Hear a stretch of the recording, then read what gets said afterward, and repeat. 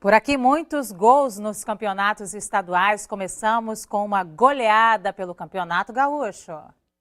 No Estádio do Vale, o Internacional derrotou o Cruzeiro do Rio Grande do Sul por 4-1 e é o líder isolado do Grupo A com 15 pontos. D'Alessandro Moura, Gilberto e Fabrício fizeram os gols do Inter. Pelo Campeonato Mineiro, o Atlético venceu o Nacional por 2-1 com 2 gols de Jô e está em terceiro na tabela. Pela Copa do Nordeste, o Santa Cruz saiu na frente do Bahia, logo aos 33 segundos de jogo, com Luciano Sorriso. Raul ampliou no início do segundo tempo e Rainer descontou para o Bahia.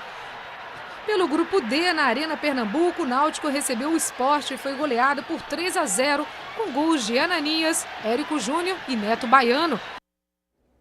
Pelo Campeonato Paulista, terceira derrota seguida do Corinthians e vitória do Palmeiras de Valdívia sobre o São Paulo de Rogério Ceni. No Carioca, o Vasco venceu o clássico com o Botafogo e o Flamengo voltou à liderança em tarde inspirada do artilheiro Hernani. O brocador, que ainda não havia marcado no ano, fez logo 4 gols na vitória sobre o Macaé por 5-2. Marquinho e Valdir fizeram os gols do Macaé e Negueba fechou o placar para o rubro-negro. No primeiro clássico carioca do ano, o Vasco derrotou o time reserva do Botafogo no Maracanã por 1-0 com gol de Thales. O Vasco é o vice-líder do campeonato e o Botafogo está em nono.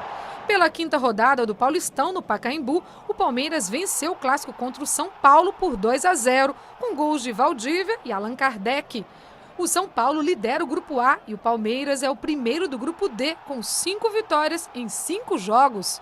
No Moisés Lucarelli, a Ponte Preta saiu na frente do Corinthians com um gol de Alemão, logo aos 3 minutos de jogo. O Wendel empatou para o Timão, mas Ferrugem fechou o placar em 2-1 para a Macaca.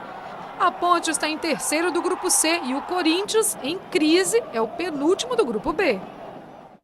Sérgio do Bocardi, boa tarde. E o Corinthians, hein? Gol de Ferrugem, eu acho que o Mano Menezes está enferrujado como treinador, enferrujado, e não está nada boa a situação dele no Corinthians. Ele saiu do Flamengo dizendo que não estava conseguindo passar as informações que ele desejava para o time do Flamengo. O Flamengo arrancou campeão da Copa do Brasil. Ele vai para o Corinthians e o Corinthians também não se acerta.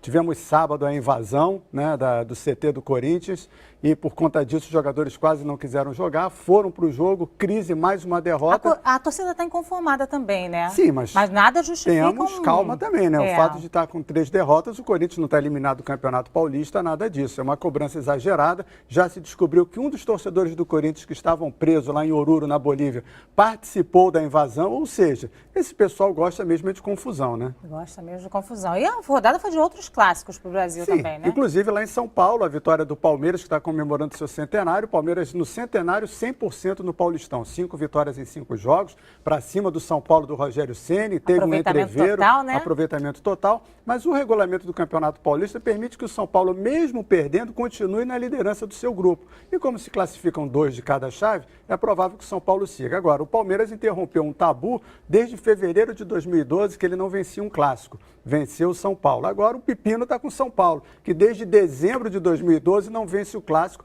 Já são 11 jogos e daqui a pouco a torcida do Tricolor lá do Morumbi vai se manifestar também. Só espero clássico no Rio que não também seja tão agressiva quanto a do Corinthians. Nada disso mais. Ninguém quer ver mais isso. Ninguém quer ver mais isso, mas ontem vimos no Rio de Janeiro. Entre a própria torcida do Vasco, torcedores do Vasco, me parece já motivados pela eleição para a presidência que vai ter no meio do ano, brigaram fora do Maracanã. E olha que o Vasco venceu o Botafogo, gol do Thales, um garoto que está surgindo no Vasco. O Botafogo com time em reserva, se arriscando demais, porque na classificação do Campeonato Carioca já está a 5 pontos da zona de classificação, está se preparando só para a Libertadores e com isso tropeça no Campeonato Estadual. Daqui a pouco não consegue se recuperar.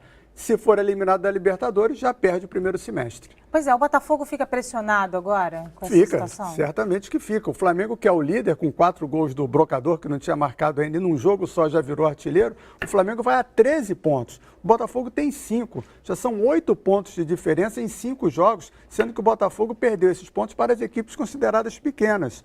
Vai ter pela frente ainda Fluminense e Flamengo para recuperar essa pontuação. É muito difícil. E o técnico, que é novo, vai jogar na Libertadores agora duplamente pressionado, porque precisa vencer na quarta-feira e precisa se recuperar no Campeonato Estadual. Falando em Libertadores, vamos falar do Atlético também, que tem outro jogo da Claro, o Libertadores. Atlético Paranaense pelo menos está numa situação mais confortável, porque perdeu para o Sporting Cristal lá no Peru por 2-1. Se vencer por 1-0 na quarta-feira, ele se classifica. O Botafogo não, precisa vencer por 2 gols de diferença. Se fizer só 1-0 no Maracanã, a decisão vai para os pênaltis. Então o Atlético Paranaense, o Furacão, está melhor do que o Glorioso. Quarta-feira está todo mundo com frio na barriga. Inclusive quem está disputando a Copa do Nordeste, que é a decisão da classificação para a próxima fase. A gente viu aí o Santa Cruz, que hoje comemora 100 anos. Parabéns à torcida do Santa Cruz. Santa Cruz venceu o Bahia, ficou numa boa situação, só que o Bahia que se complicou, assim como o Náutico, que a gente viu ali a matéria, perdeu o clássico para o Sport praticamente classificado, e o Náutico, que já foi rebaixado ano passado para a Série B,